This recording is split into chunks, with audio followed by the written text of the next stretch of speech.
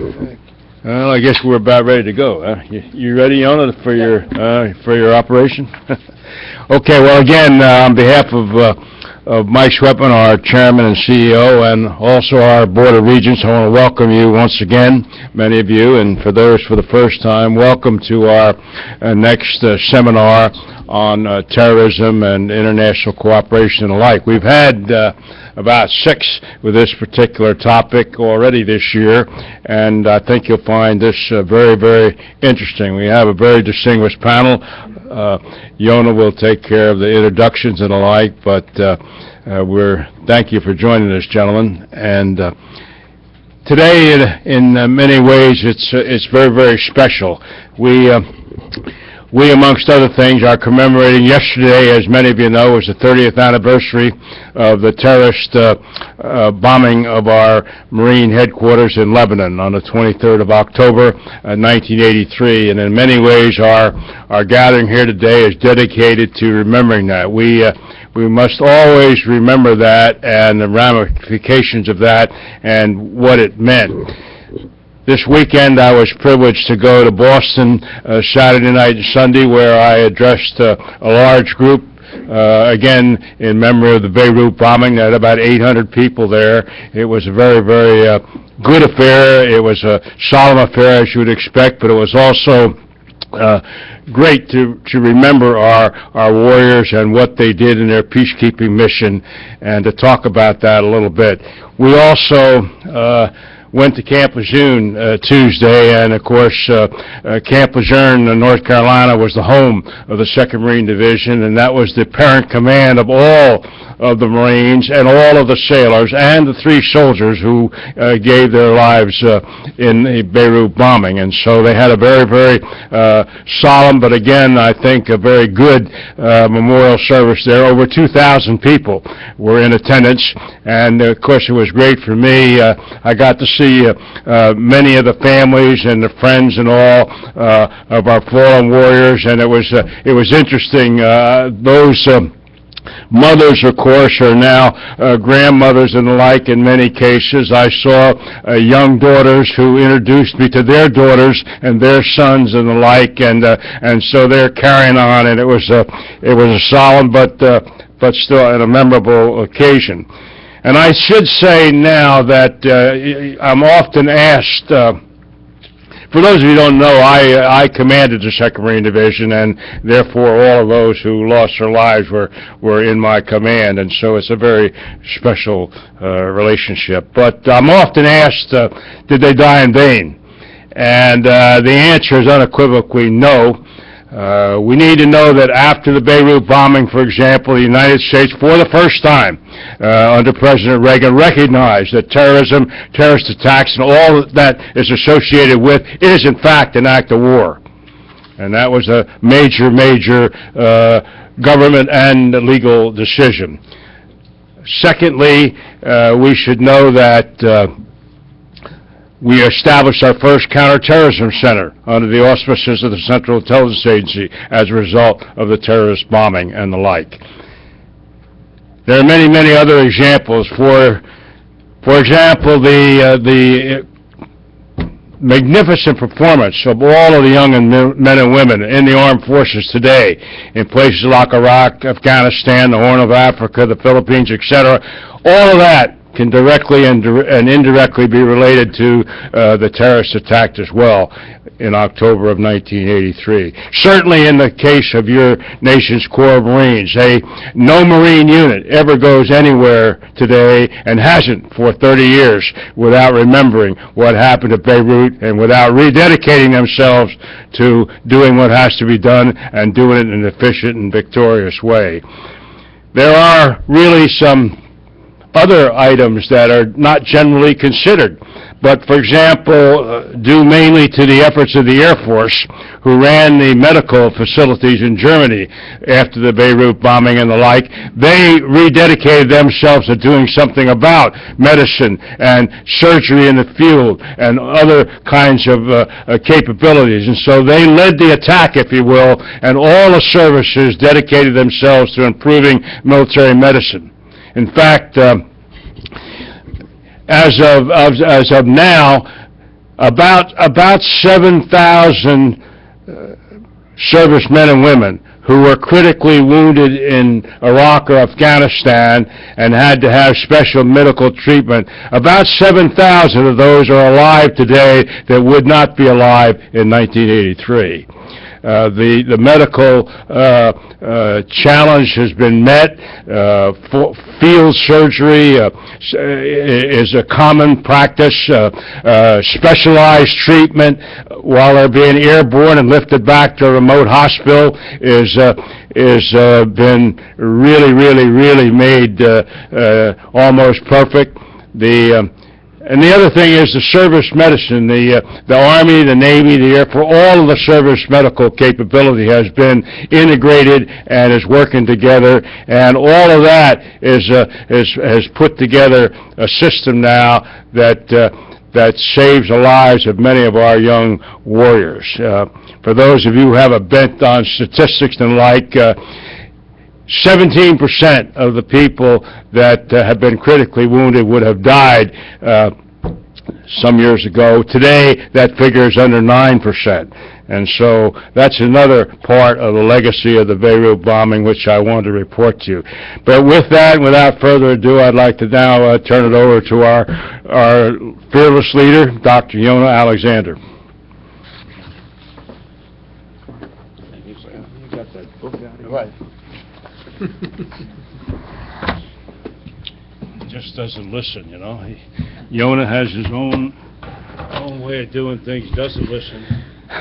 What am I going to say? You are the true leader and not me, but I would like to call your attention to the book Al Gray Marine, the early years, 1950 to 67. This is the first volume.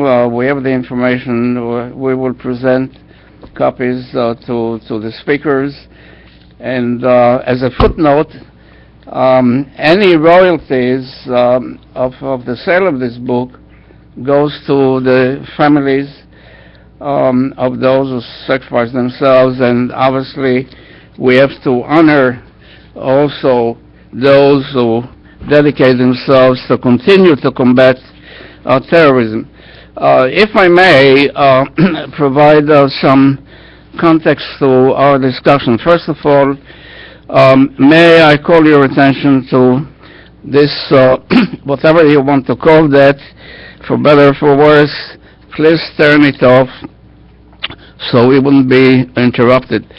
Let me first again welcome, I think, all of you to our event today. First of all, to our very distinguished panelists, I'm going to introduce you very shortly.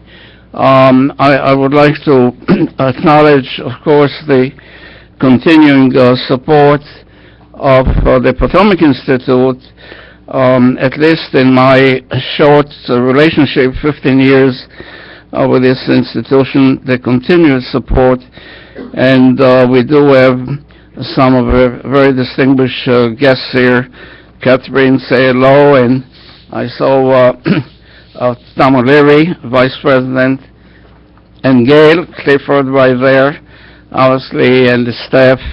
And last but not least, I'd like to recognize our next generation of scholars and analysts, the young people, Sharon and the team here. And of course the audience. We are really delighted to have many colleagues here and to have representatives from the diplomatic community, and hopefully they will participate in our discussion. Now let me say first one word about obviously the rationale for having this event at this particular time. As all of us know, international cooperation is a critical element in the strategy to combat terrorism. Tragically, it's not very well understood, and we see it every single day. For example, the latest revelations about the NSA, the intelligence, if you will, or sharing of intelligence, or whatever And then you find, for example, the criticism over American raids, for example, in Libya and Somalia, or rescue missions. And now in the news, as of today, obviously, the controversy over the drone policy or targeted killing, and the discussion that is going on between the United States and Pakistan at this particular time. So, in other words, we're really dealing with questions related to the role of intelligence, the rule of law, if you will, and partnership, collaboration with other nations. Any particular news that you can read today or yesterday or the past several weeks deals with that.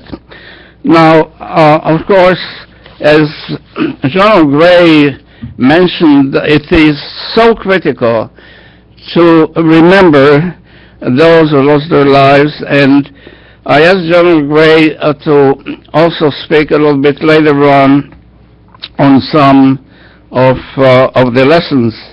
Now, obviously, when we talk about anniversary dates, and the mission of the academic community, as many of you know, is number one, to learn the lessons of the past, and we look very closely at the calendar to remind ourselves. And of course, the attack in Beirut 30 years ago affected not only the United States, but what we call the international community, and 58, as you know, French commandos were also killed during that time. And in October, again, there is a very long list of attacks on American interests, such as the attack on the USS Cole in Yemen, killing 17 and wounding 39. And then, of course, we can deal with some other attacks on our friends and allies, whether during the month of October, whether the assassination of the Turkish ambassador in Paris by Asala, the Secret Army for the Liberation of Armenia, if you will, or the assassination of President Sadat of Egypt, or the attack in Moscow on the theater by Chechen terrorists, including the so-called Black Widows. Obviously, we know the history, but do we learn from the history? So far, at least, I think the jury indicates that we learn from the history, that we don't learn from the history. And one case in point, in fact, as we watched television a few minutes ago, there was a report about an attack in Nigeria, a piracy act over there. We have to be concerned about the threat of piracy. We have to be concerned about the growing internet all the way from the Atlantic to the Red Sea to the Indian Ocean. And what's happening actually in the Maghreb, in the Sahel, in West Africa, and Ambassador Kaita, we appreciate very much your presence here and your contribution to our discussion, and perhaps you can provide also some international insights into that issue.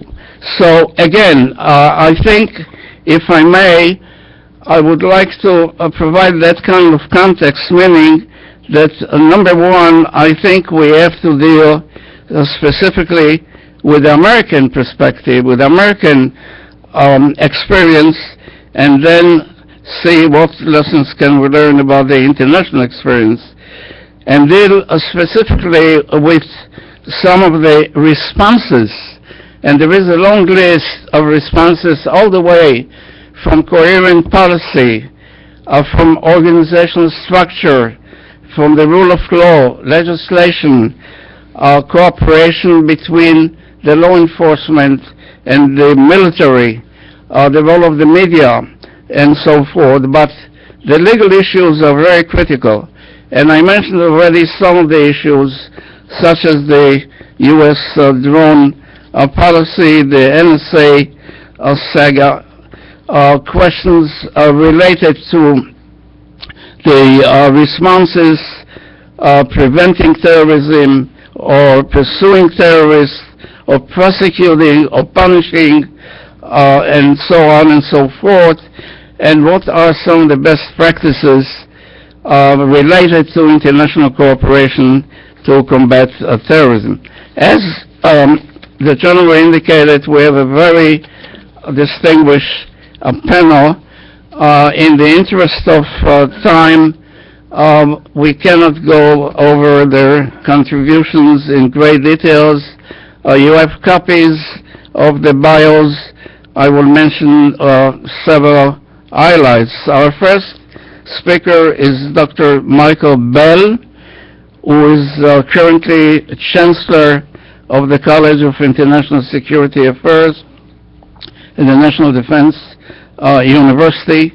He has a very rich background in the academic area, also dealing with some of these issues going all the way back in the military as a strategist in command operations in Iraq, Afghanistan, and he was also on the staff of General Petraeus and other distinguished generals.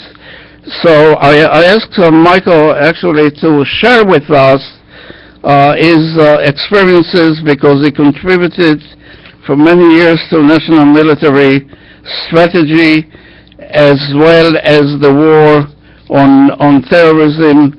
He has written extensively in the field, and he was teaching generations of experts in this particular area.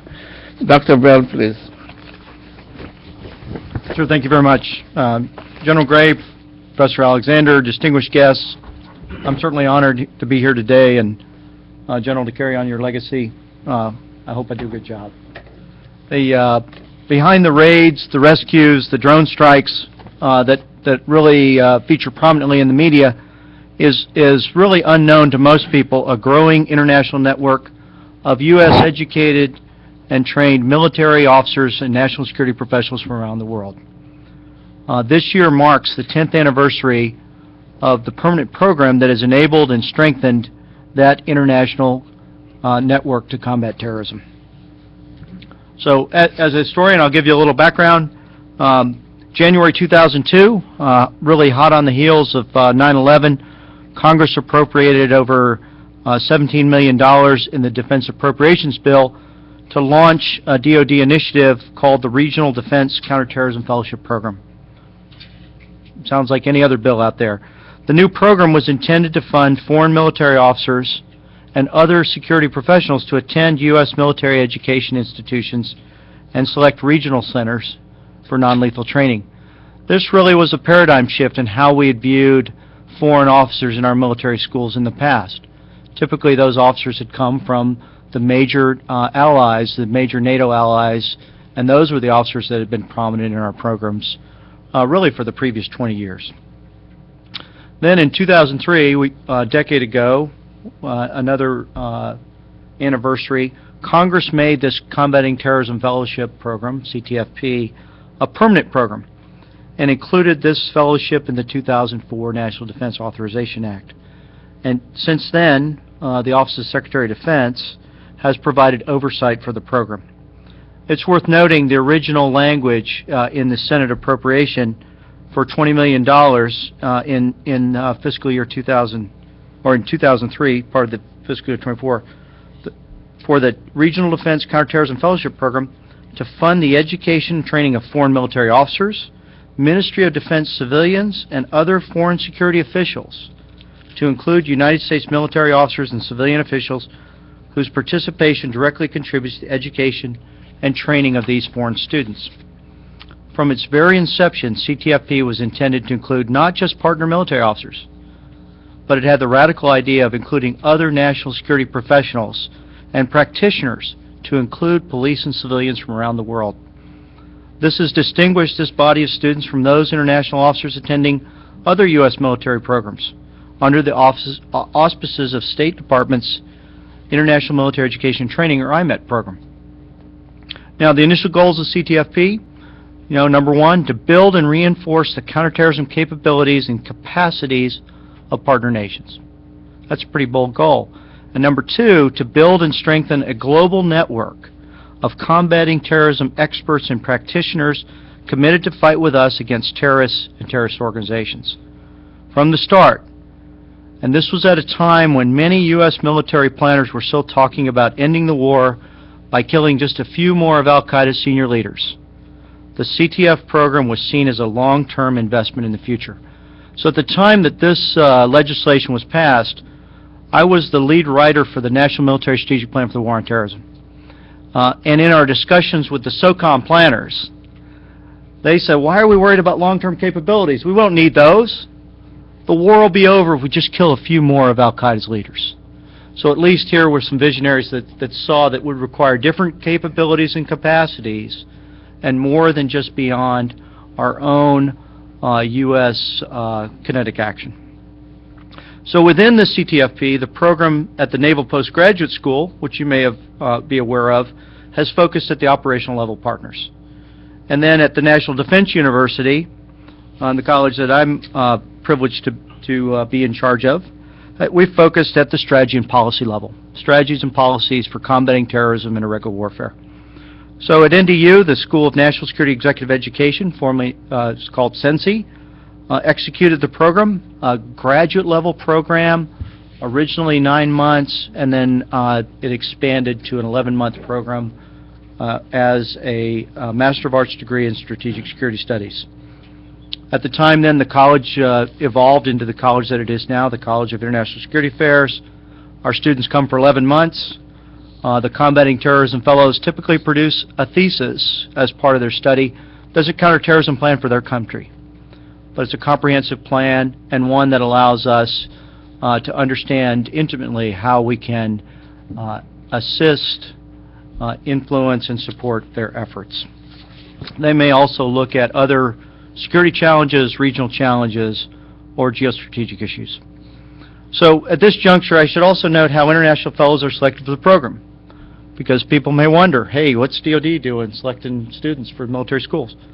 Our embassies, working with the host countries, identify potential professionals that have the experience and the academic background, which includes requisite English language skills, a bachelor's degree to succeed in the program. Many of our students, English might be their second or third language, or in the case of the Afghans, the fourth or the fifth, and they still produce a thesis in English, typically between 60 and 120 pages. The embassies then vet these candidates, and then the fellows are slated for school in collaboration with our regional combatant commands and based on the priorities set by the Office of the Undersecretary of Defense for Policy. So it's not that we're out there creating our own network, but we're enabling, supporting the network that exists. So you might wonder, with an education program like this, how do we measure success? How would you determine the value of the program over time? So for program feedback, we engage with our stakeholders, the folks in OSD, as you'll see, Greg Gross used to be up there, with the regional combatant commands, particularly, and then with functional commands like Special Operations Command for their assessments. But in addition, we constantly survey our students and our alumni. So let me just hit some examples of some a recent alumni survey we did last month. We took a sample of graduates. I have one that I can show you from about 18 months ago where we surveyed all of our alumni. 79% believe that the completion of the program at NDU advanced their career. That's not bad. So they see the value of it. While 47% assess that their supervisors in their home countries recognize them as more valuable counterterrorism assets now as a result of this experience, an additional 53% thought that their supervisors very much valued their experience from the United States. It's a pretty amazing number. You know, you think that's 100% see that their supervisors have valued, or they believe that. 73% reported that they have been able to use what they learned to teach others, We'll talk about that component. The ability to transfer that to others, I think, is going to have a fundamental impact over time. 38% in this survey directly impacted their country's counterterrorism legislation and policies. And of those, every one said it's based on specific content from the courses they took here in the United States. 82% believe that their participation has improved the ability of their country to combat insurgents and terrorists. Sleep better at night with that. And 86% of those sampled maintain contact with classmates and professors and assess that this has positively contributed to their ability to combat and respond to terrorism worldwide.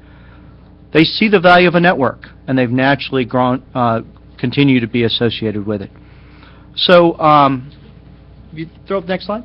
So let me just take a couple minutes to talk about, another way we look at it is look at the contributions of some of our alumni. So there's a map, kind of lays out where our alumni are from. These are not the traditional partners, as I would mention, that were in our schools before 9/11. And our alumni over the last couple of years have taken on positions of increasing importance. These have included high-profile assignments such as the Chief of Senegal's Army, Colombia's Navy Chief of Staff, the Chief of Trinidad and Tobago's Defense Force, Afghanistan's Ambassador to India, Commander of Jordan's Special Forces, and the Director General of Military Intelligence in Pakistan, among other key positions. So, again, the program is only initiated 10 years ago when it was formalized, and then we've quickened the pace since then. Many have returned home to write and teach in their respective work colleges or staff colleges. And the curriculum they've taken from us, but they've also maintained contact to refresh their curriculum over time. This includes Nepal's Command and Staff College, Ethiopian General Command and Staff College, Colombia's Air War College. Nigeria has been a huge partner, both at the Intelligence College and the Nigerian Defense Academy with General Idris. Kenya's Military Academy, Iraq's Counterterrorism Academy, the Philippines Command and Staff, Indonesia's Defense University. They have an asymmetric warfare division. In fact, they'll have a delegation visit us next week and spend some time to refresh their curriculum. And then Bangladesh's Army Special Forces counterterrorism program. Beyond the classroom, though, we have recent alumni that have been key in contemporary security challenges. For example, reestablishing security in northern Mali. We have 7 Malian graduates. All of those are in key national security positions. You may have seen the recent article in The Atlantic about Al-Qaeda in the lands of the Islamic Maghreb that features Brigadier General Didier Dako, the commander of the Northern Zone, whose approach to the situation in northern Mali is based on his thesis from the National Defense University. In addition, there's the counterterrorism advisor to both the previous president and the current president of Mali. We have a Nigerian graduate who's now the contingent commander in Mali. And as I'd mentioned, General Idris has been quite active from Nigeria as well. We hosted a recent academic exercise with our students. We're looking at strategies and policies for Western African extremist groups. And for that exercise, it drew 30 outside observers to include 10 general officers from AFRICOM, Special Operations Command, senior diplomats from state and USAID, but also international observers from Nigeria, France, and the United Nations. Jordan's been a key partner, as you can see here. We've got 35 alumni from Jordan. They've included the senior-ranking female officer in the Jordanian Armed Forces, who's continued to help innovate in the force. 5 of our Jordanian alumni have commanded task forces in Afghanistan and Iraq, which for the American taxpayer has freed up our soldiers and Marines for other missions. 2 received U.S. commendations for their efforts, which I think reflects quite highly on them. We have a Kenyan graduate commanding a brigade of 5,000 troops in Somalia now, and a previous graduate served as a key link between the Somali transitional government and Kenya. In addition, our recent Ugandan alumni was the intelligence officer for the AU mission there. So a pretty diverse group, all dealing with challenges that, if they can work those, if they have the capacity to deal with those challenges, will mean that they serve American interests quite well. As you've seen from the news lately, U.S. relations with Pakistan remain sometimes stormy and troubled. We have 26 alumni from Pakistan. They have 4 Pakistani officers in the current class, to include 2 brigadier generals, both of whom commanded brigades in the federally administered tribal areas, and can tell firsthand of their views of American drone activity. This is a priority country for a program, particularly for the Pakistani officers who perceive the incredible damage that the Pressler Amendment restrictions had done to their relations with the U.S. military. One Pakistani Navy graduate whose thesis was on how to combat Lashkar-e-Taiba is currently standing up the counterterrorism cell in Pakistan's Navy. And another one, the Army officer, is the Director General of Military Intelligence in Pakistan, a quite prestigious position. We've had a few NATO special operators. You can see from the slide, not many of the major NATO partners come to this program, but the special operators do. And I think they've been instrumental in the growing effectiveness of NATO SOF activities in Afghanistan in particular. I would highlight not only Bulgarian SOF, but the Polish SOF contingent commanders, the recent alumni. I just take a quote from him. "When I first arrived at CISA, I thought the world was against me and that I would never be able to make it through the program due to my English and my Russian-style education. But now, I am the biggest advocate in Poland of the American way of thinking about strategy." And so if he's the commander of their Special Operations Forces, I think over time, this actually advances American interests and sets the groundwork for incredible cooperation. Almost done. 6 Afghan alumni so far, but I'd highlight most of these have been from the Office of the National Security Council. And we feature quite prominently the Deputy National Security Advisor, who's now Afghanistan's ambassador to India. He was one of the ones who pushed for a bilateral security agreement between the United States and Afghanistan as a way to secure Afghanistan's future. We have 2 civilians in the program from Afghanistan, and one is the Chief of Staff to Afghanistan's National Security Advisor. So if we can help him get the strategies and policies right, perhaps there's a way ahead. Closer to home, we've had a few key South American alumni, particularly involved in narco-trafficking. I'd highlight Vice Admiral Wills from Colombia. Recently took over as Chief of the Colombian Navy. He was responsible for seizing 4 tons of cocaine, valued at $29 million, which is the value of the program in 1 year, just in 1 month after he returned home. And he'd worked on his thesis on countering FARC narco-trafficking, particularly using submersibles, and I think that was quite effective. Thailand, the operational head of Thai's Counterterrorism Operations Center, he's worked a lot on North Korean proliferation. He was also responsible for the detention of Victor Bout, the Russian arms dealer. I'm not sure we had anything to do with that at CISA, but it's pretty neat to have empowered folks out there that are taking weapons off the battlefield from various proliferators. And then one that I think hopefully we'll see the fruits in the days ahead, and we've tried hard to help them get the big ideas right. We have 2 recent Brazilian graduates from the military who are responsible now for Brazilian security counterterrorism planning for the World Cup and Olympics. And they'd come here, and we allowed them to work extensively with the interagency to try to develop not only contacts, but to try to develop comprehensive plans that included the range of challenges that they might face. On a final note, our other task is to strengthen the network. We have a great group of American officers in between deployments to Afghanistan or Pakistan, and already these connections with their Pakistani classmates, Afghans, Kazakhs, Indians, or NATO have assisted them. And we have a satellite campus at Fort Bragg, North Carolina for 41 special operators, many of whom are operating in the countries that I just discussed. So with that, let me close my comments, turn it over to our comrades here, and I look forward to the other panelists and mostly to your questions. Thank you. Michael, I first of all want to say how glad I am that the CTF program is in good hands. When I was at the latter part of the Bush administration, we were worried. These programs involving mill-to-mill and, in the case of CTFP, mill and civilian training, often do not get the support they deserve in Congress, partly out of, I'll use the word ignorance, but also because of a certain lack of understanding. Two incidents in particular are striking about this. One was when the Russians invaded Georgia. There was a desire on the part of some to cut off Russian participation in all of our mill-to-mill training programs, the regional centers, CTFP, and so on.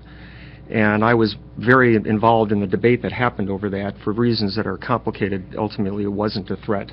But, and again, in Egypt, more recently, we're seeing how the evolution of the Egyptian governance is massively dependent in terms of our ability to influence by relationships that have been developed over many, many years with the Egyptian leadership going down to the colonel level.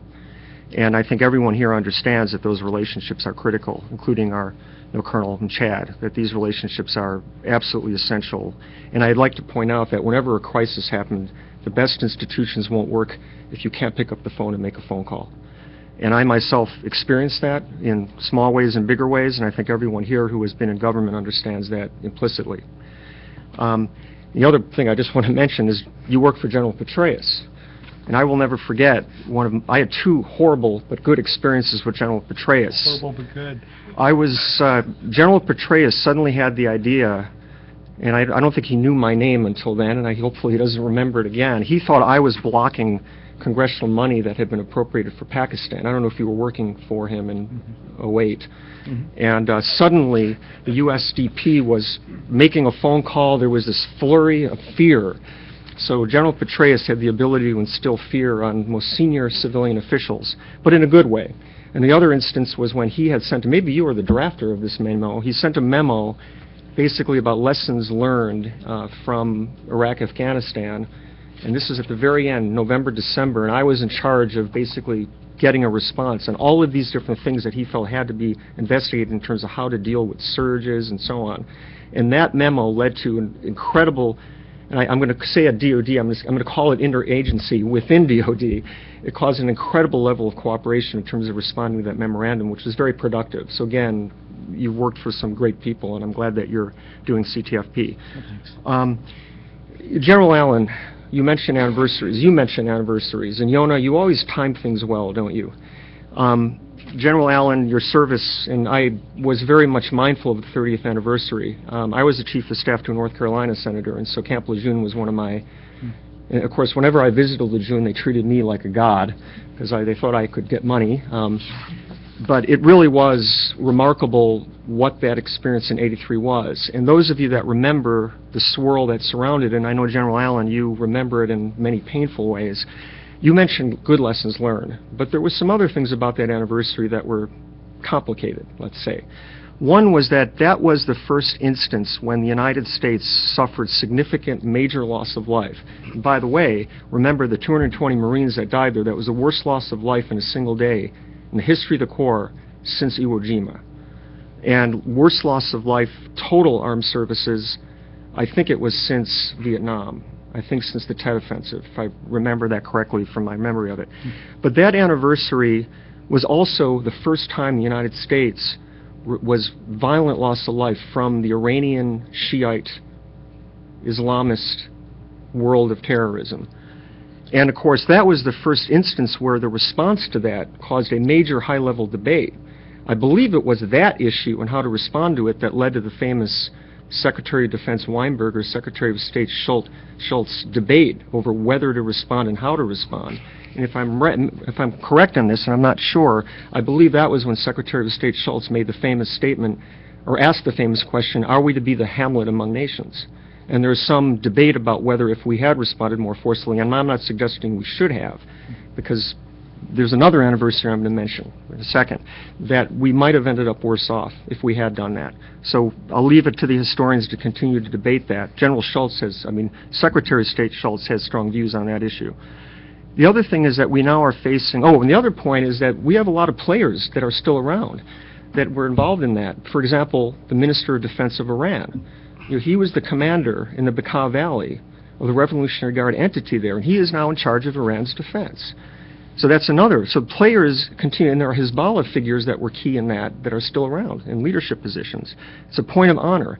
And that, of course, was the first instance that I can think of when Islamist terrorists discovered in their minds that if you use a suicide bomb, one of the first, because remember also the embassy bombing was, I think, a month or two before that in Beirut, that you can get the United States, in their perception, to pull out, to give up, to wash its hands of a region where the United States has perhaps only a certain amount of interest in. And so those are things that. Now, another anniversary is actually the 20th anniversary, earlier this month, of the Battle of Mogadishu. And that was the second instance when the United States suffered massive loss of life in terms of military, civilian, some military, from another bombing. In this case, it was from the Shiite Sunni world, from Al-Qaeda. Because those of you that understand what happened then, there was a significant Al-Qaeda training operation going on to support the militia led by General Aidid that was, for example, teaching them how to change rocket-propelled grenades so that they would ignite in the air. That was a critical thing in bringing down the helicopters there. And that anniversary, of course, was another instance where it is perceived, and this is celebrated, one of the great successes in the view of Osama bin Laden was that his involvement in that. Because that was when Shiite, Sunni, Al-Qaeda, extremist Islamist terrorism succeeded in their view in causing the United States, by causing massive loss of life, to withdraw from a part of the world and give up basically on Somalia. And of course that also caused a certain caution on the part of the Clinton administration throughout that period that I think caused a number of unfortunate results during the Clinton years.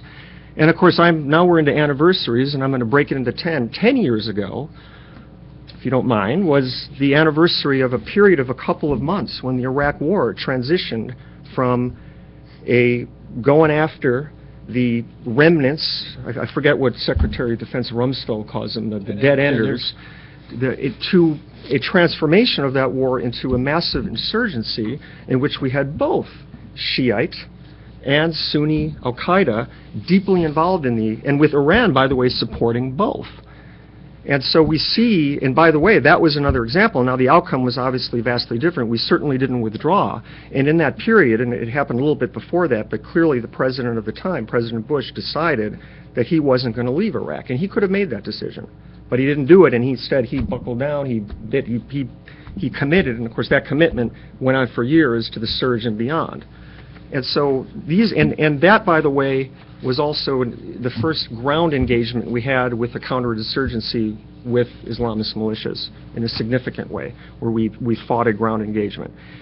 And the other thing about timing this now, to shift from the anniversaries, and the other thing I want to mention, because I looked this up, CBS News 10 years ago Sunday, it's 2 days ago this week, but 10 years ago on CBS 60 Minutes, was the first interview that Muqtada al-Sadr, the founder of the Mahdi Army, gave to the West, in which he said that Saddam is the little serpent and the United States is the big serpent.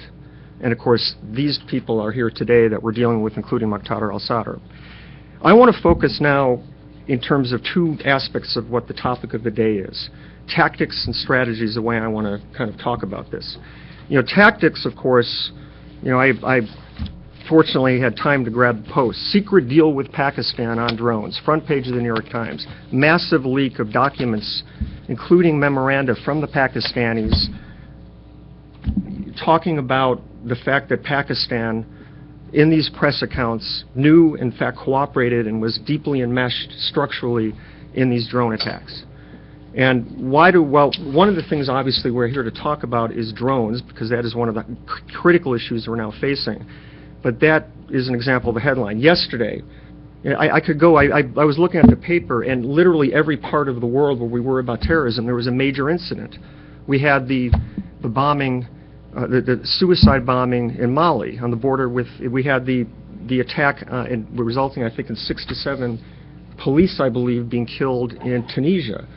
You go down the line, geographically, you see all these attacks and so on. So what do I want to say about tactics for now? And we'll obviously have a lot to talk about in the discussion. This article that we see in the Post, which I recommend everyone read, is very disturbing at many levels. One of the keys to international cooperation on terrorism is the issue of trust. And this requires that the United States and our allies keep secrets when we promise to keep them. And unfortunately, that has failed for a number of different reasons. Some of them inadvertent, and if it were a word, some of them advertent. Specifically about drones, drones work, it's the opposite of Dr. Strangelove. If you remember the movie, Dr. Strangelove famously said about this nuclear thing, a bomb that would destroy the world, why didn't you tell the world? You know, that was a tactical tool that in the world of that movie only works when everyone knows about it. Drones, in a sense, only work when no one knows about them. When drones are known, when people understand what they are, when, as the ACLU always advocates, when more transparency is given to this program, the less effective it is, and the more governments will publicly resist, and the more that in the United States, domestic concern may be raised. Drones are an extraordinary tool, but only one of many. Drones work when the other side doesn't know how you're using them, when you're using them. They work, and by the way, drones in terms of domestic politics are incredibly effective because we don't risk U.S. loss of life. And that is critical. You know, whatever one says about the issue of targeting people in this kind of method, and there are civil liberties issues that are important, they work.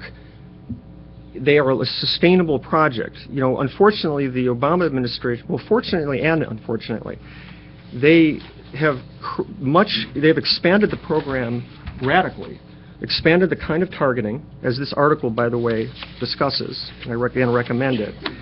And that has been good and also, in a sense, bad. You know, not surprising. As we know, in the tough decisions, costs and benefits are involved, and it's never easy. The over-reliance or more focused reliance on drones has meant that they are going to become more publicly known. And as we become more dependent on them, it is harder to suddenly stop using them for a period if we are going to be effective in the counterterrorism strategy that we're undertaking in the areas where they're underway, because we don't have other tools to bring to play. Now, we have the other way of, you know, we have only a set of ways that we can deal with counterterrorism in Afghanistan, Pakistan, and to some extent in Yemen, although that will change in Yemen, hopefully. And that is, you know, drone strikes, sending in special forces, CIA, you know, basically going after and capturing or killing, or, you know, laser-guided missiles from a Air Force asset or Navy asset or you know, that type of thing. And as everyone understands, the latter is the least effective because you have limited strikes, you can't do it quickly, you are at more risk of hitting civilians.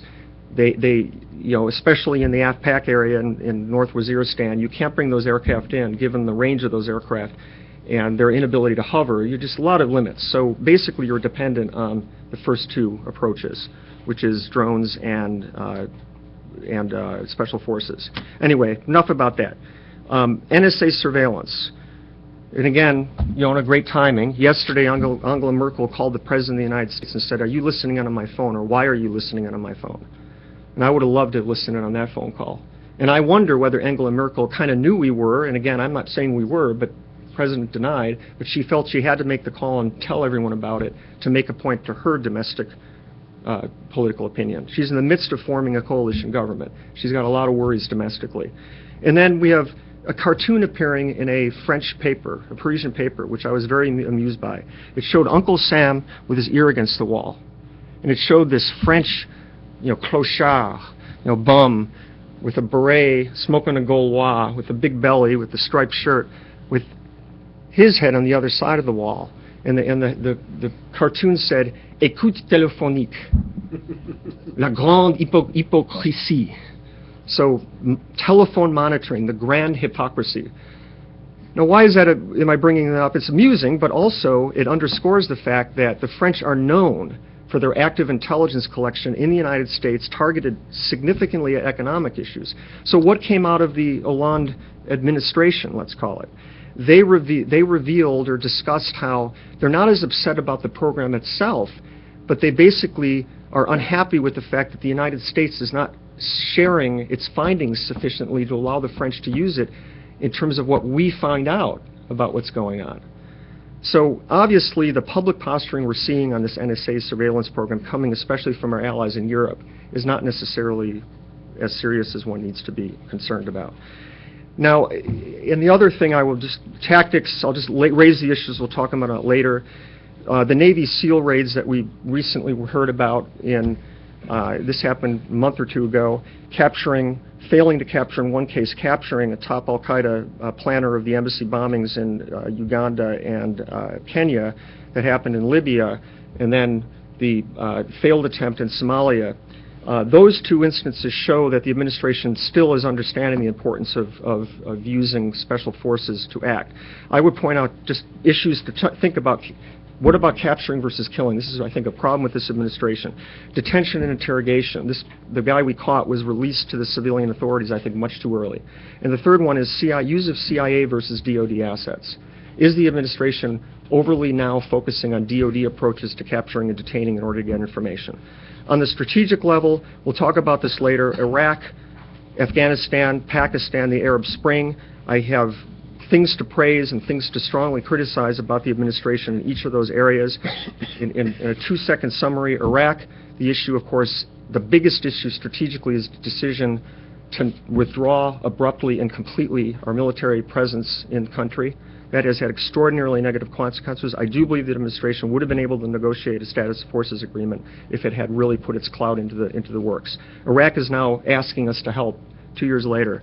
I think that was a big mistake. Afghanistan, we know about the upcoming election. We can talk a lot about that, about the timeline for troop withdrawals. There's a lot to be said about that. Pakistan, yesterday, the new Pakistani Prime Minister met with the President. Drones were a big issue.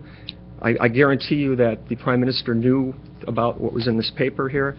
And then, of course, the Arab Spring, which I think the administration was very naive about. And I cannot think of a country that is better off because of the Arab Spring, especially in the area of counterterrorism. And with that, we'll come back to you. Okay, Alan. As I said, we provided you with some bios. We won't go into details except to tell you that Arlen was a key strategist as the Center for Strategic International Studies.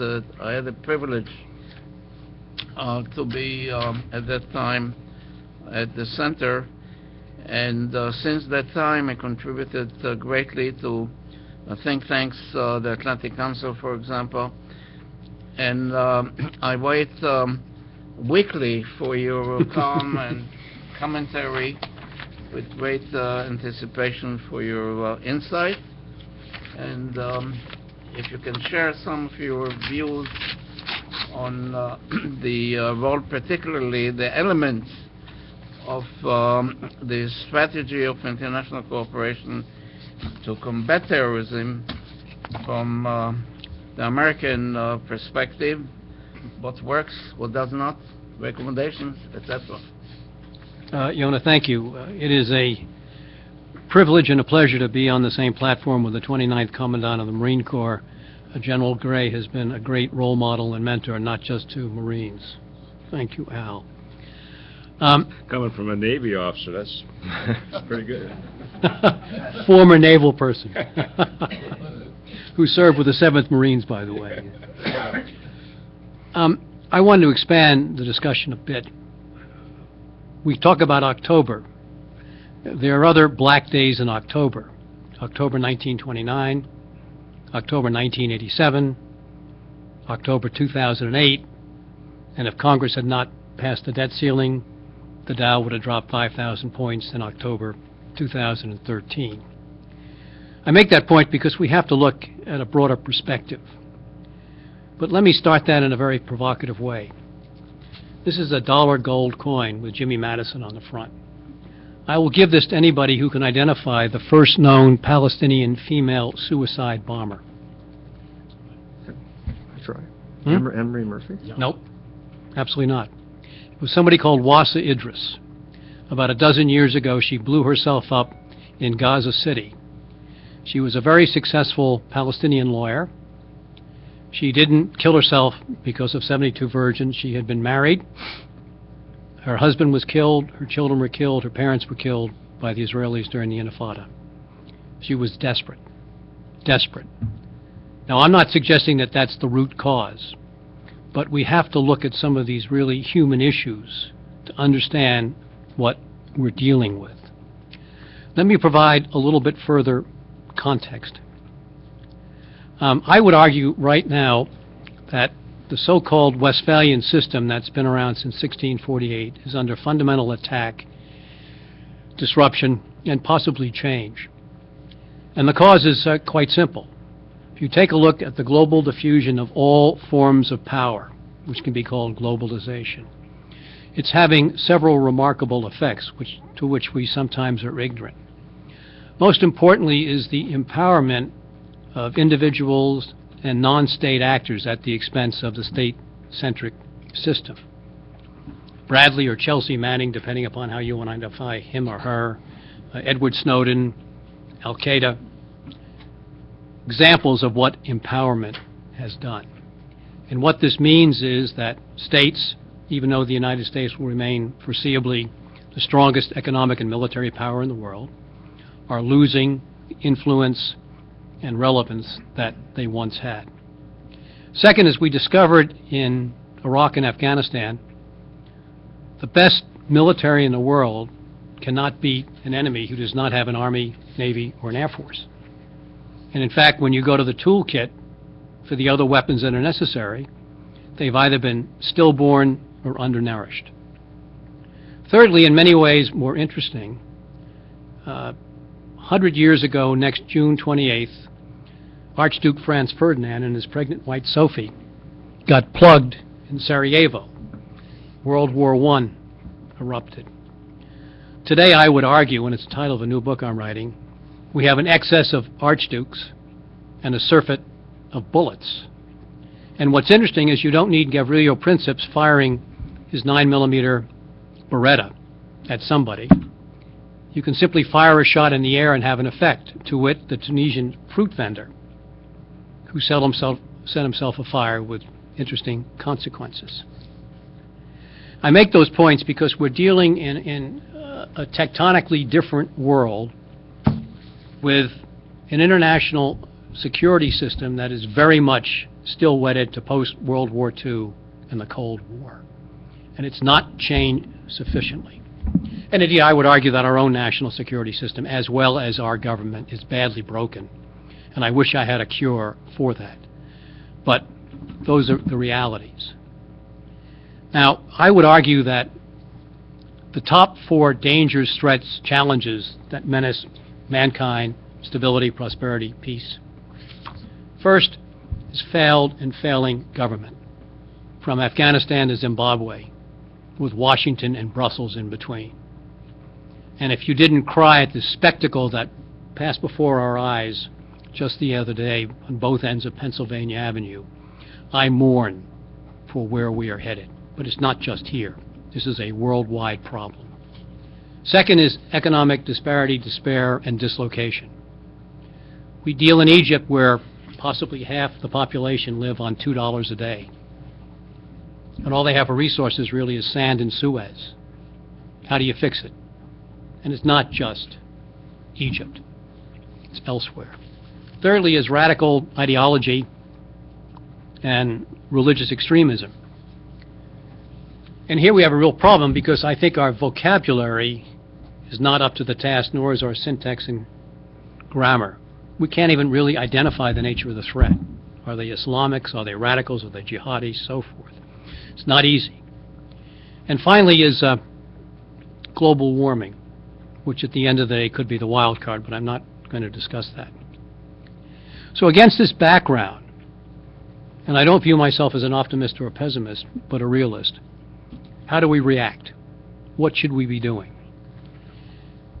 In one sense, we need global solutions. It would be nice to have a kind of Nixonian, Caesarian view of the world. I'll give you an example here. When you take a look at some of the root problems, they are geographically identifiable from the Eastern Mediterranean to the Bay of Bengal, plus or minus. And we all know the issues here. The Arab-Israeli-Palestinian conflict, Saudi, Wahhabism, Salafism, Iranian radicalism, but also Persian arrogance, India, Pakistan. And you see what's happening in Syria. Now if, and this is a big if, we were really a mature country, we would be looking to try to come up with a global solution. Here's one that was proposed which got nowhere. To the surprise of most people, Mr. Assad said, after he was being prodded, that he would forego chemical weapons. And you probably don't know that 3 weeks ago, a major Russian delegation consisting of former foreign minister, so forth, in town. And the whole notion was, could we put together a joint U.S.-Russian technical team to help in this disarmament program, to become engaged? The notion was, if that we could do that, and then bring in negotiations to include Iran, by the way, and Hezbollah. Because if you got a negotiation, it worked out, Hezbollah's gone. There could be a solution, and it could lead to something with Iran, which, if you were able to defang, and I'm not saying we could, Iran's nuclear ambitions, what a terrific opportunity that would have been. And then you could have moved on to the Arab-Israeli-Palestinian crisis, and even India-Pakistan.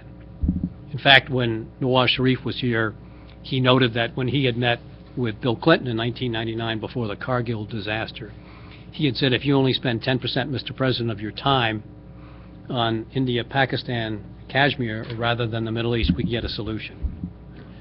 Well, unfortunately, what I just described is rather akin to Beethoven, who was deaf, said, I shall hear in heaven. And it's a nice fantasy. I wish we were capable of doing that. But I'm afraid that this government, Republican or Democrat, doesn't make any difference. That sort of thinking is going to happen when we hear in heaven. So what then do we do? First and most importantly, I think we have to start looking at these issues of radicalism not as a war, and I think the notion of a global war on terror was as fatuous as a war on drugs, a war on crime, and everything else. It's far deeper than that. I would tend to look at it in terms of pathologies, disease. You can either deal, as we have, with symptoms or causes. And quite frankly, whether it was the Bush administration or the Obama administration, we're dealing with tactics, we're dealing with symptoms, we're not dealing with causes. So you need to practice defensive medicine, and you need to go as best as you can to the cause. Secondly, we're too self-centered. Boston Marathon, an American calamity. Do you know during the same space of time that a handful of Americans who were killed or wounded, over 1,000 Pakistanis, Iraqis, Yemenis, and Afghans were slaughtered and murdered? We are too absolved and obsessed.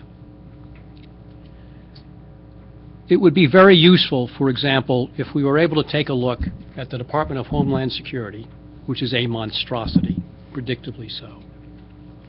Things like TSA, which I don't know about you, but I would suspect that about a cost exchange ratio of 1 trillion pairs of shoes have been taken off. To what end? I think that there are far better ways of doing that. And indeed, regarding TSA, and this is a small point, that privatization and turning this over to the airlines with due risk is a smarter way of doing business, which will save us a huge amount of money, but that's beside the point. The one area where I find the greatest fault, and I find this inconceivable, if you go back to World War II, we had some pretty good propaganda, and the Brits were even better. You think about Churchill, bodyguard of lies, when he can call Hitler that little Nazi, the little corporal. And actually, during the Cold War, we weren't bad. We had Radio Free Europe. We had all sorts of ways of taking on the Soviets. I was never a great fan of advancing democracy, but quite frankly, when you waved that fire in their faces, it really made a point.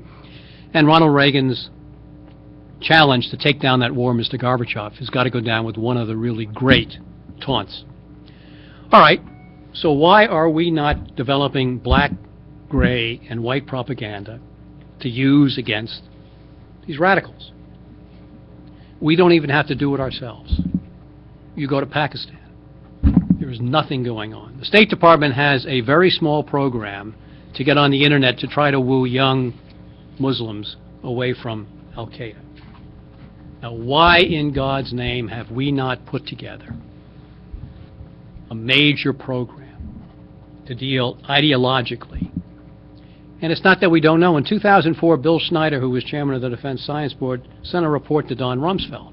He was asked to look at the global war on terror. And the report said, quote, the United States cannot win the global war on terror unless we win the war of ideas, and we are losing the war of ideas. It was 10 years ago. And I could not understand, and I've had this discussion with several secretaries of state and secretaries of defense, I just cannot understand why we have not put together a major plan to deal with an ideological battle in which we get the so-called moderate clerics to rally on our side, and we destroy the bad guys. Look, we are great at, one of the things the American political system does better than anything is negative campaigning. Now, the Bush administration could accuse John McCain of having a black child out of wedlock in South Carolina when it was an adopted daughter. But it's not just the Republicans and Democrats, it works on both sides. So why don't we do that with Ayman Zawahiri? Why don't we discredit these guys? Now, my sadness is that we have ideas, we have good people, but we have a system that currently is really broken. And so I go back to the analogy of looking at this issue of ideological rivalry and conflict in terms of medicine and disease. I would argue right now, on a scale of things, it's equivalent to a bad case of the flu. Makes you uncomfortable, aggravating, we probably can treat it. However, as is the case with superbugs that are resistant to antibiotics, and you may not know this, but more people die of superbugs in the United States than die of AIDS. And how much money are we putting into superbugs? The answer is not a hell of a lot, because there's no profitable motive, because you can only use these things on a limited basis. But the issue is right now making sure that this ideological zealotry, which is somewhat religious, which is somewhat political, which is somewhat emotional, which is somewhat economic, does not turn into a superbug. That is what we have to do. And I'm not convinced that we have the ability to do that. Thank you. Thank you very much. We have a very long menu here, and before our panelists are going to react to each other, and General Gray, of course, will have the last word later, I would like to open up the discussion here and see whether colleagues who have very rich experience, NATO, FBI, the diplomatic community would like to participate.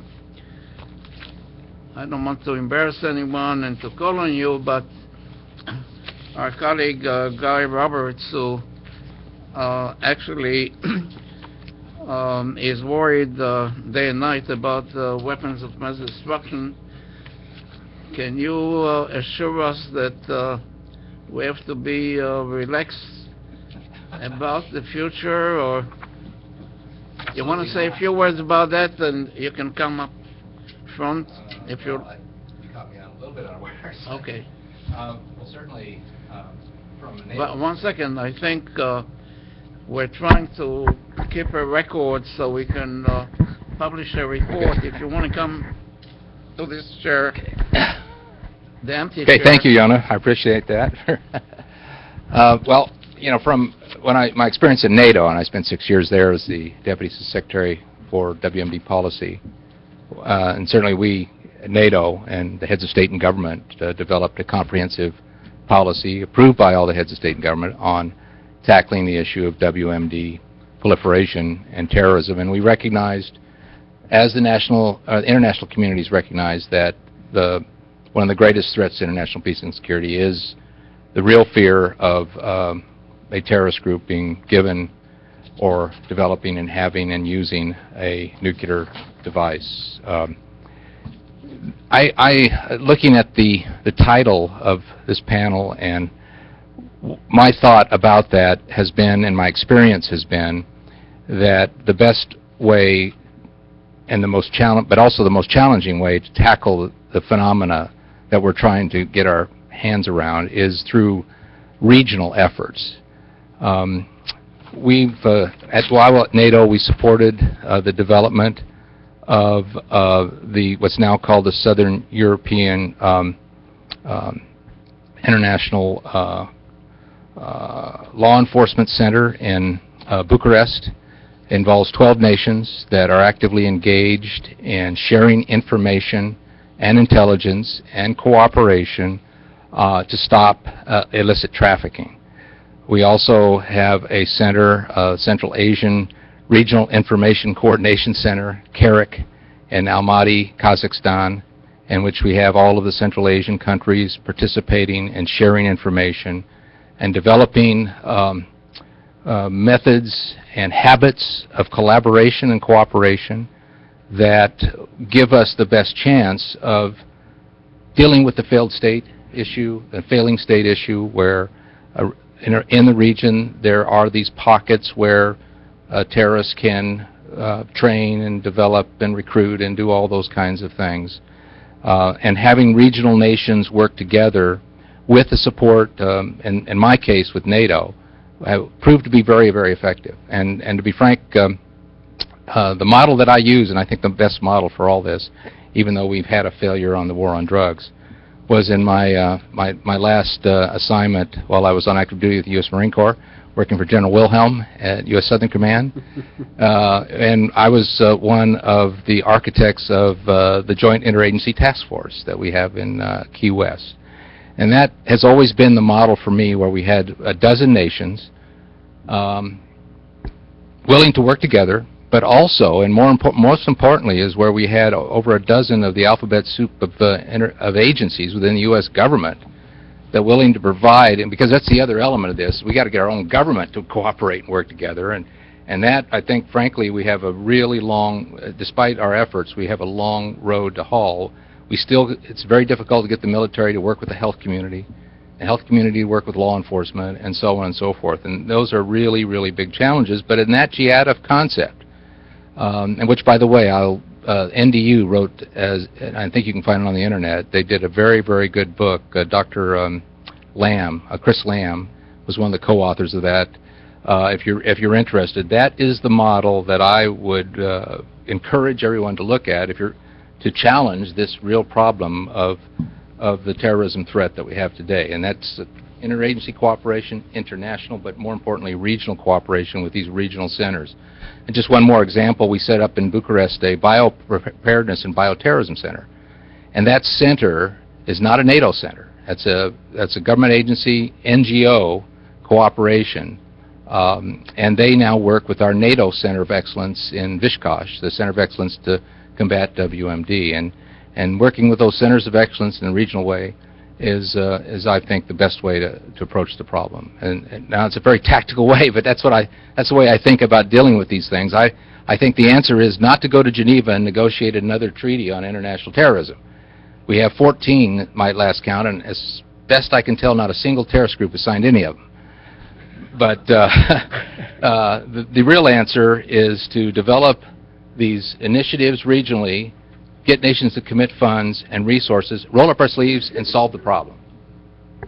Thanks. Thank you very much. It's a great insight and perspective. I recognize some other people that I think perhaps they can make a few footnotes. Wayne Zedman, who served as an FBI agent in the Middle East, and a specialist also on Iran. And can you share with us this international cooperation from the American perspective as well? What worked, what did not? Well, I was an assistant legal attaché in Tel Aviv from 97 to 99, where we covered Israel, the Palestinian Authority, and Jordan at that time. And then later on in January 2001, when we decided to open an office in Jordan, I became the legal attaché there and covered Lebanon, Syria, and Jordan. The legal attaché program is basically the FBI director's representative in other countries to serve as a liaison function with the intelligence, security, and the police of those countries to talk about investigations where there's a nexus to the United States. We also are involved in arranging international terrorism training for the police and the security officials of those countries, and negotiating, along with the DOJ, the legal mutual benefit assistance treaties and extradition treaties, etc. So that's the way the FBI handles international cooperation on terrorism overseas. I started with the FBI in 1978 and retired in 2006, and I noticed a lot of an evolution of terrorism and how it was treated, from being bounced around to the intelligence division, to the criminal division, to the national security division, to finally a counterterrorism division. And I was encouraged because it seemed that the handling of terrorism was going to be more of an intelligence function, and treating terrorism as a form of war, as opposed to handling terrorism as a criminal matter. And I'm a little discouraged now because I see the policy of the country now going back the other way, trying to bring it back to a criminal issue, bringing them to the United States for trial, etc. And I think in the past it proved ineffective. It slowed things down. It made it difficult to cooperate with the CIA and the military and other entities because of the law enforcement problems, and they didn't want secrets to go into court and etc. We all know what the issues are with that. Another problem is that it seems like our national policy has gone away from even wanting to use the word terrorism or Islamic extremism. For example, there was the case in the FBI Academy where an individual was fired because he was teaching kind of terrorism and using those terms. So my attitude is we have to keep the Patriot Act. We have to keep drones as an option. We have to keep treating terrorism as an intelligence matter, so that we can deal with our own intelligence agencies and we can deal with friendly foreign governments in this area. Otherwise, they would be reluctant to cooperate with us. In addition, the discussion about the Arab Spring, for whatever reason, and I saw it in the analytical circles, because after the FBI I was working with MITRE and then with Lockheed Martin as an analyst, and I noticed that there was a big feeling that the Muslim Brotherhood was a secular entity, that it was moderate, and that they received assurances from the Muslim Brotherhood that they had no intention to take over the government, that they wanted just to have a voice in government and to be like a party. No matter how much you try to tell them this is wrong, that this is totally against any kind of logic, somehow they clung to it. And you saw what happened in Tunisia and Egypt and other countries. And now I understand that we're cutting aid to Egypt. I mean, it's in my mind, it's almost impossible to even understand what's going on with our policymakers. And Iran. I mean, I worked Iran since, my academic background, and I worked Iran since about 1980 with the FBI. And this is all a playbook. I mean, if you look at Rouhani, he was the head of nuclear negotiation. He wrote a book. It's like in the movie Patton when he told Rommel, "You son of a bitch, I read your book." His book says that the success is to talk and talk and talk, to lull, to have a friendly face, a smile, to lull into a feeling of security, and in the meantime we go forward and forward and forward. So this is known. We know about taqiyya. We know about Iranian dissimulation. We understand about their ultimate goals, and we fall into the trap of legitimizing them and getting them to suck us into their game. And again, I don't understand what's going on with our policymakers. But anyways, those are just some of my observations. Thank you very much. We certainly appreciate that. And maybe one more person that I can see, Mike Kraft, may I ask you, as a former analyst and liaison from the State Department, Counterterrorism, and Congress. Any insights that you think we should think about? And just a few words. Yeah, thanks, Joe. If you can move here, because we try to televise. Thanks, Yonah. Last night I happened to look at the book we did together, came out in '08 on the evolution of U.S. counterterrorism policy. It reminded the theme of international cooperation was enunciated by Presidents Nixon and Reagan, way back when. It's been through there. And briefly, I'd like to expand on Dr. Bell's presentation, because there's a whole civilian side also that goes back to this.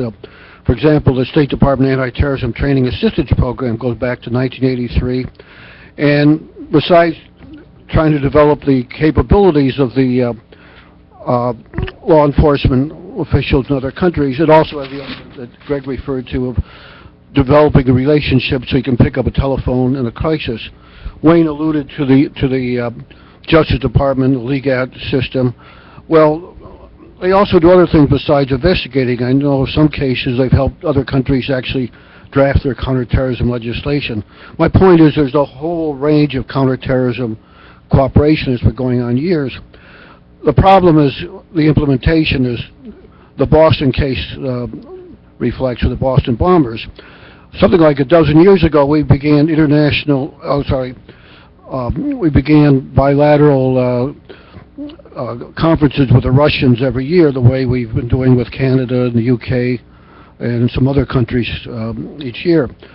So it helps set up a framework, but obviously in the exchange of information about the two brothers, something has slipped. So part of the problem is the implementation that has to be developed. Another problem, and Greg alluded to this, is the congressional role or lack of it, trying to get Congress to support these programs fully. Just an example, a number of years ago when the Appropriations Committee in the House cut the administration's request for the State Department anti-terrorism program, but they increased it for the demining program, I asked the appropriations staffer, what gives? I thought terrorism is a big, issue, at least publicly in their rhetoric. And she said, well, we get more letters from people about the demining program than we do about anti-terrorism programs. So there's a big political element in there.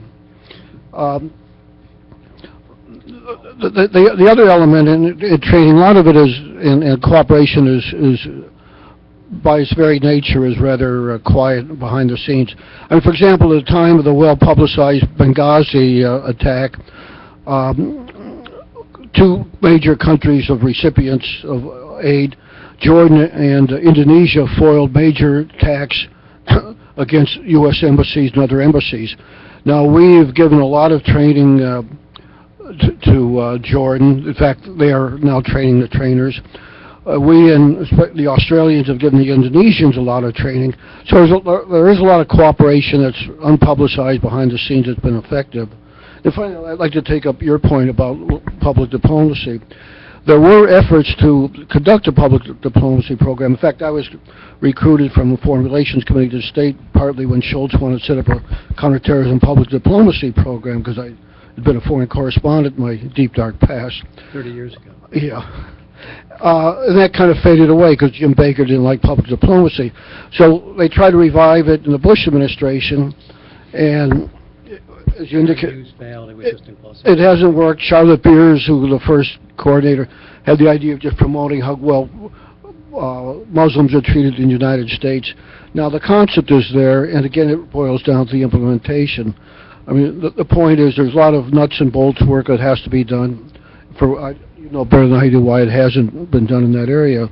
But that and the funding of these programs and training, it's just a long, hard grind. There's just no magic solutions. Thank you very much, Mike. We'll come back to these issues that you raised. Finally, if some member from the diplomatic community here would like to say a few words from their perspective in terms of how they see the American strategy and implementation I know it's very delicate, but at any rate, if there are some volunteers, you are welcome. Well, maybe some other time. Okay, so why don't we do this? We'll open it up for a few questions. We have a few minutes, and I would be grateful if you identify yourself. So, for the record, and ask a short question, not a big statement. Okay, please.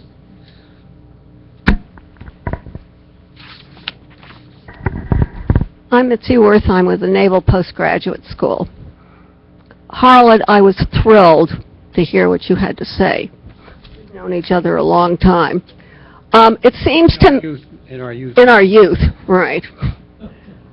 It seems to me we as a nation have some terrible problems. First of all, we think in cylinders. That's even smaller than a stovepipe. We don't understand complexity. We don't teach it. We don't think about it. Everything is looking for a simple solution. Our educational system is a bloody mess. We have people on Capitol Hill, and some recent studies that came out is 65% of the kids graduating from high school didn't know the length of a congressional tour, 2 years. And finally, our incentives are all wrong. We incentivize the wrong kind of behavior. We don't incentivize collaboration. I just want to give you one quick study on this, story. I created the energy conversation. I got the line in Bush's State of the Union, the nation has a problem, we're addicted to oil. And I was working with defense, what I wanted to do was to create an energy yellow pages, so that anybody who was working on energy across the government, and by God, there are lots of them, and they could only use it if they put their own information in.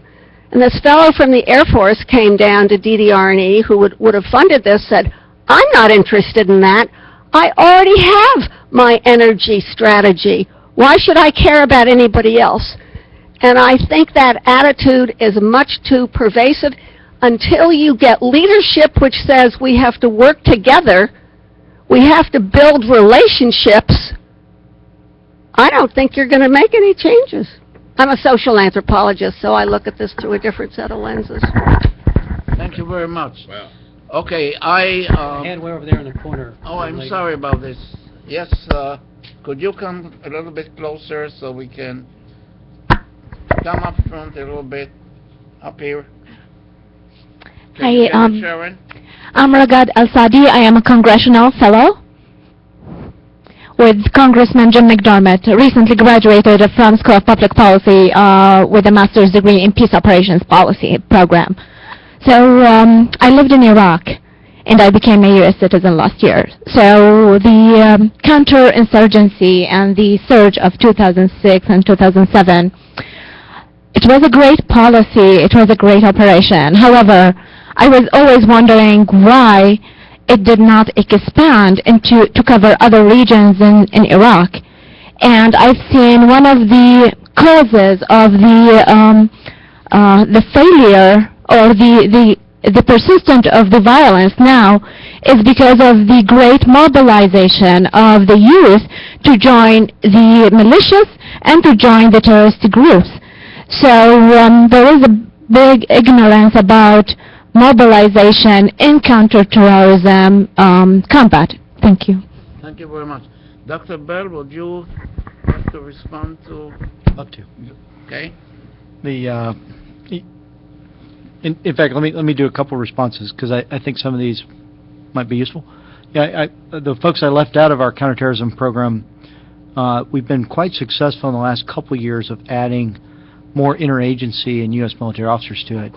So our current group of students includes NCTC, State Department, DIA, FBI, we didn't get this year, had them last year, Homeland Security, HSI Investigations, Department of Transportation, and Department of Energy's National Nuclear Security Administration. So, I think we're starting to get the right U.S. practitioners to be part of this network.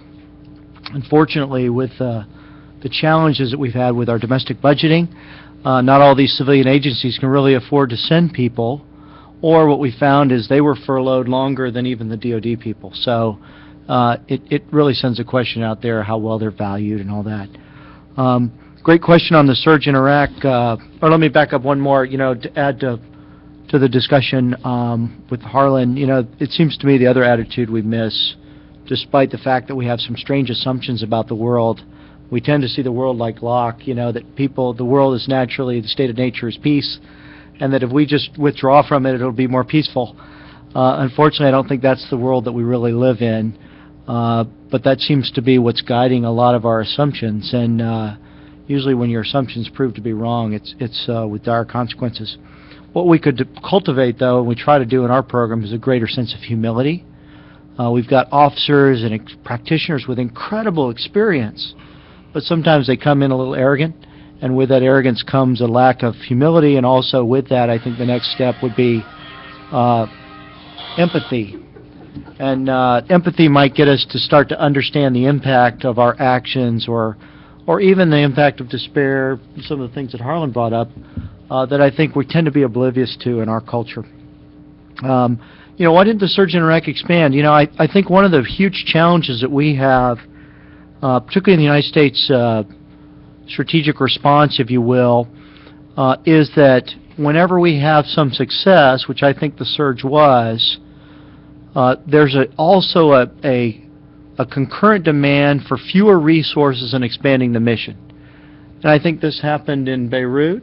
I think this happened in UNISOM in Somalia. And I think it happened in the surge in Iraq. And unfortunately, initial success creates this expectation of more, but the force commander is now constrained with, we go back to this natural idea of drawing down. And that's probably one that would be worth a great study, because we're trapped in that, I think, in recent American history. And I don't think we fully appreciate how much that constrains the commanders, because they're expecting you to do more at the same time taking your resources, but you built this expectation out there. I think your point about expanding over larger parts of the country is well taken, particularly, I think instead the Sadr uprising in March of 2008 was actually serendipitous for us, because he exposed his hand earlier. I think if not, we would have just withdrawn forces and not been able to deal with it later. So, appreciate. It's hard for me to fully appreciate what you've been through, but if you'd like to visit our program, we'd love you over there. And I don't think we appreciate the perspectives of the youth. We tend to see it from, kind of middle-aged perspectives, when in most of the region where our students come from, there's an incredible demographic shift. And they see issues of legitimacy and sovereignty quite different. And that, I think, feeds into Harlan's comment about this breakdown of the state system. And I don't think they see it that way. So it's probably not a great answer. We could talk some more after this. But I would agree with Greg, though. I think one of the unfortunate consequences of this is my personal view, does not reflect those of NDU or Department of Defense, as we had a great opportunity in Iraq, I think, to really have a foundation for a much more enduring, peaceful, stable system, and that could have been the foundation for quite a lot. But I think our reluctance to pursue the long-term security agreement, I think Greg characterized it quite well. I frankly don't think that we wanted it that much, again, my personal view. But instead, I think the consequences for Iraq and its citizens have been profound, and I also think it's transformed the Syria situation. If we controlled Iraqi airspace like we would have under the security agreement, I think the arms and other things to Hezbollah would certainly be in a significantly different position than they are today. And I do believe we had a moderating influence even in the Iraqi political system. So, thanks. Thank you very much, Mike. Greg, would you like to make a few comments? Yeah, and let me underscore, and Michael, you understand this more than I do, that the surge one of the reasons it worked is because it was targeted. There was incredible empirical data collection intelligence that allowed the whole range of what the surge actually was, which, you know, Michael, you know better than I do how complex it was and how targeted it was. So that was targeted regionally, it was targeted in neighborhoods, it was targeted in terms of the McChrystal operation at individuals that were considered key players. And so, you know, inevitably with limited resources, and everyone who's actually been involved in a military operation understands that you always have limited resources. And of course then we had the timeline politically, which I was living at the time earlier in the Congress, where unfortunately we were facing with the potential loss of funding for the entire Iraq war. So within all that frame, remember the surge happened when the Democrats took control and they wanted to cut funding significantly. And so President Bush, with now Secretary Gates, who is one of the reasons he's a hero, is because if he hadn't come in that position, Iraq would have probably been defunded. So that's one point. Regarding the public diplomacy issue, Harlan, I think you raised very well some of the big questions, some of them existential. One of the things that, of course, we who've been recently dealing with the issues, in a sense, understand is that while we don't necessarily know the ideology, all those questions, we do know one thing: they're trying to kill us. So there is a focus that we all have had in Iraq and the war on terror on who's trying to kill us, and that kind of helps us focus. Now, you're right, and I agree completely that the public diplomacy side has been fitful at best, and even the best attempts have run into the buzzsaw of interagency rivalry, the questions you raised about what is it we're fighting. People, obviously, many people here would disagree with you on some of the ways you define the terms, but you're right, and your points are well taken. I myself, you know, and by the way, an example would be the Bush administration DOD created a position called, and this is a Princeton professor who was put in charge of it, he was the Deputy Assistant Secretary of Defense for support for public diplomacy. Now, those of you that know the military know about support versus the supported versus supporting supporting agencies. And DOD was explicitly putting an office in place to try to help the State Department. But that, you know, that was shut down by the Obama administration. It was cut. Okay, Arlen, I want to make two very short points. For those of you who have not had a chance to read it, Carl Eikenberry has an extraordinary critique of counterinsurgency in this month's Foreign Affairs. Now, I didn't think Carl was a great commander in ISAF, and I had some problems with him as ambassador. This is a brilliant critique, and his bottom line is we tried in Afghanistan a program of social revolution with post-colonial means. And he's right. And I would take that a step further. The argument I'm making is terrorism is not the issue. We are engaged in a political struggle. It's not a lot different than what happened in Russia in 1917 or China in the 1940s. Different tools, different methods. But if we continue to focus just on the terrorist aspect, we can never win. At best, we can keep even. This is a political struggle, and it should be looked in that particular light.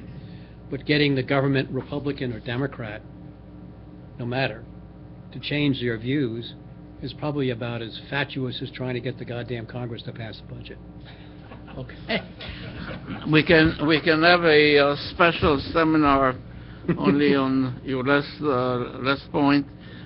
You know, if we learn how to live with each other and not to shut down the government, I think perhaps we can deal with some other issues.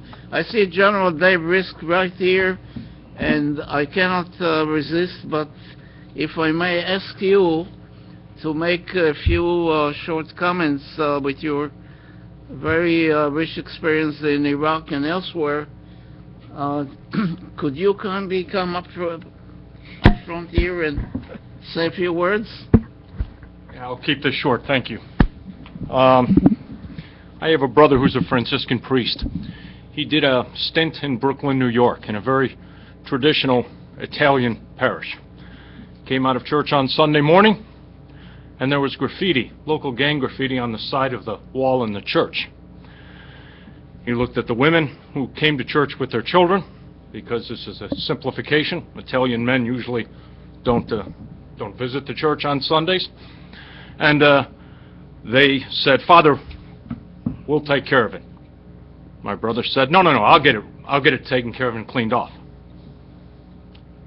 The women looked at him and said, We'll take care of it, Father. The graffiti was gone by the next morning. It was gang graffiti in a traditional Italian neighborhood. I hope you get the gist there. The women didn't clean the graffiti off. My brother didn't clean the graffiti off. The graffiti was probably cleaned off by the people who put it there. And it was cleaned off because one sector was taking care of their territory and their business. Okay? Now, the world's not a pretty place. That's been touched on. You can agree or disagree how the business was done and what was done. And I would guarantee there was not a policeman involved in this endeavor. We have to look at the way things are done in this world, be more humble, and let things kind of function this way. Not take a high on a pedestal American approach, a PhD approach to all things in life.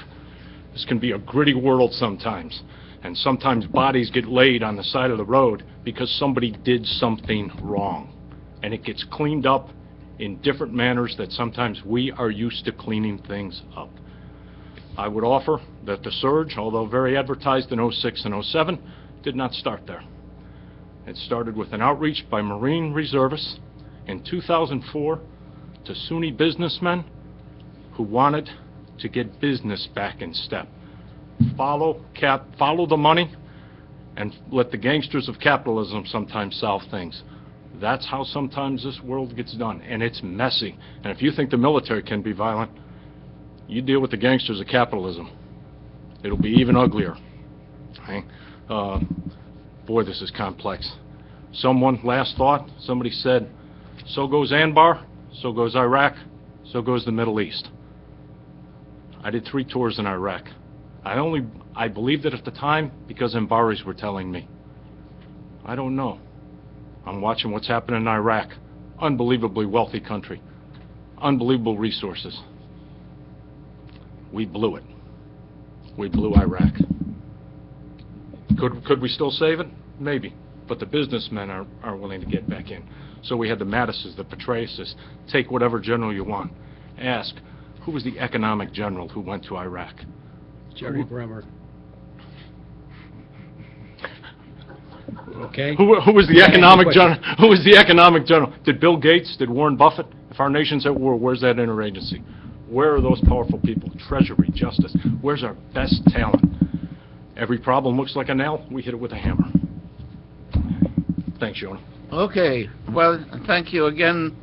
We'll think about it and assure you that we're going to continue to explore some of the points that you made. Since the clock is ticking, and unfortunately I know that there are other people who would like to ask questions, but we cannot do it this time. My apologies. As promised, General Gray, you always have the last word. Please. Yeah, well, I want to thank Mike and Greg and of course, Harlan and our, I guess, 9 pinch hitters who got up and made brilliant comments as well. And I think it's been very, very useful. I have to say, and I agree with those who talk about Americans and their view of things. We are not very good at looking at other countries, other regions, other peoples through their eyes. And we simply have got to do that better. We don't spend enough time on the mores, the cultures, the languages, and what makes them tick. I'm reminded, and I've used this before, but when I was a member of the Joint Chiefs of Staff, even before that, I was a commander for several years in the Atlantic, and every year in the spring we would have a flap on Haiti. And every year in the spring, the Phi Beta Kappas in the Pentagon, Greg, as well as in the Joint Chiefs of Staff, all of you would get together, and we would get aboard ship and steam around and make plans. And every year, some Phi Beta Kappa would announce that we ought to drop leaflets. And every year I would send a simple message back saying it's a great idea, but they can't read. And finally, when we went to Haiti the last time, they got the message and they used loudspeakers in Creole. So the point I want to make, and this is not new. In 1956, when President Eisenhower was our leader, an American author came out with a book, and you may recall, called The Ugly American. And that's what it was really all about. And this book was focused more on Indochina and Asia and all that kind of thing, but it was all there. And I remember I was in special operations in northern Japan at the time, and we were directed to get with it, and to get with the people, to begin to understand what it was all about and deal with them and all that kind of thing. Where I was, it was very interesting because it was a socialist prefecture and a communist township and the like, and so all the problems were there, including a harbor full of Russians and all that kind of thing. But the point I want to make here is we don't do this well. We also don't win the war of ideas. We're losing the information war, in my humble opinion, and we've got to turn that around. Interesting today, no one talked about the media. And I don't know how you solve the media problem, but maybe we ought to declare war and bring back censorship and then cut the media out of being the protectorate of the American people. And I'm not anti-media, but they're a big pain in the neck. They, along with Wikipedia, have just destroyed about 15 years of careful thinking about how the hell to do this intelligence business and the like. We're going to have to start all over. And we will, and we'll get there again, and maybe the next time we'll find out ahead of time we can shoot somebody like Snowden in the leg and watch him roll around the ground. But at any rate, that's another thing that I think is very important. Interagency cooperation. It's gotten much better, particularly, I think, in the intelligence community, but we have a long way to go. And I remember you were talking about the Joint Task Force at Key West and all that kind of thing. I was always in trouble. Remember, Harlan, when the Department of Defense said we will not do anything to help counter narcotics because it's not in our budget. And here I had a general down there at Key West, and I was doing all that stuff down there along the border in Texas and stuff like that. But my view on that was that defense rules are only policy, and screw them when they're not right. And we were right, and so we got on with it and did what we had to do. But anyway, interagency cooperation's got a long way to go. I could talk about all the other items that were brought up, but I think really I'm inclined to agree with the various points were brought up by all the panelists as well as our guest pinch hitters. They're very good thoughts, and somehow, we got to capture all that. I think the only other comment I would make, there's no strategic policy, there's no strategy really, there's no thinking going on in this country today about tomorrow and the future, 20, 30 years from now. There's no one taking the long view. And in terms of planning, whether you're talking about a military plan or any other kind of plan for our great nation, you gotta think about the end state when you start out. What do you want it to look like when you're done? And then you work backwards, and you phase it in accordance with money and budgets and all the other thinking that we've talked about here this morning. And we simply have got to get back to doing that. We used to be pretty good at that, but we're not now. With that, I thank you all for being with us, and Yonah, you better set up another one pretty soon. Of course, but before that, if I may, General, present your book to our panelists, it should be a required text in all schools. We talk about education, we talk about education in hatred, we talk about the culture of life against the culture of death. I think this particular book provides a roadmap how to improve the situation and make sure... No, it tells you how, as a young officer, you got put on report twice to the Commandant of the Marine Corps for doing things wrong and how you got out of it. But at any rate... Getting out part is the best part. At any rate... Let me say, the point about the book is not me. The point about the book is that the Potomac Institute published it, and all the proceeds go to the Injured Marine Semper Fi Fund and the America Fund. And these are the two of the best funds in the country that have helped our wounded men and women and all the services and their families. And they've raised about $85 million since 2004, and they've given out $75 million. to the wounded people and their families, and 95 cents of every dollar goes to these people. That's why it's such a good fund. So that's why we allow Yona to advertise this book. It's not about me. It's a great honor, honestly, and I'd like to present to you, and our colleagues, don't go away. I have 2 copies, Yes. autographed, Yes. and I've read them. Don't go away. Okay, great to get a third one. Both Thank mine. you very much. Thank you very much for your contribution. Thank you, the audience, and we look forward to our next one.